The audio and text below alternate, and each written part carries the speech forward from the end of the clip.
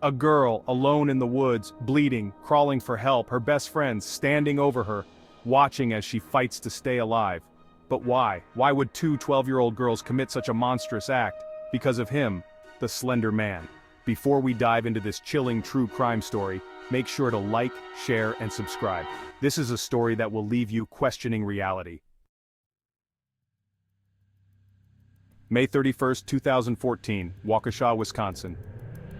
A quiet morning turned into a nightmare when a cyclist discovered a young girl barely clinging to life on the edge of a wooded area. Her name was Peyton Leutner, and she had been stabbed 19 times. What's even more shocking? The ones who did it were her two closest friends, Morgan Geyser and Anissa Wire. But why? The answer lies in an internet legend, one that blurred the line between fantasy and reality for two impressionable 12-year-olds. Slender Man, a tall, faceless figure lurking in the shadows, watching, waiting. To them, he wasn't just a story, he was real and he demanded a sacrifice. Morgan and Anissa had been planning this attack for months. Their mission? To prove their loyalty to Slender Man and become his proxies. They believed that if they didn't kill for him, he would come for their families. The night before the attack, they had a sleepover at Morgan's house, laughing, watching movies, acting like normal kids. But beneath their smiles, they had already decided Peyton would never make it out alive. The next morning, they lured her into the woods under the pretense of playing hide and seek. And then, it happened. Morgan, armed with a kitchen knife, stabbed her, over and over and over again.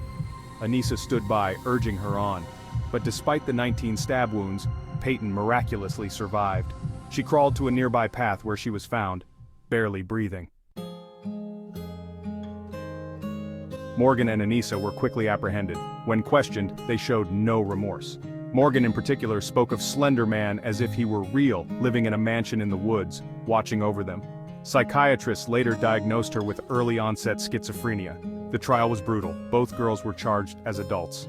Anissa was sentenced to 25 years in a mental institution. Morgan, given 40 years in a psychiatric facility.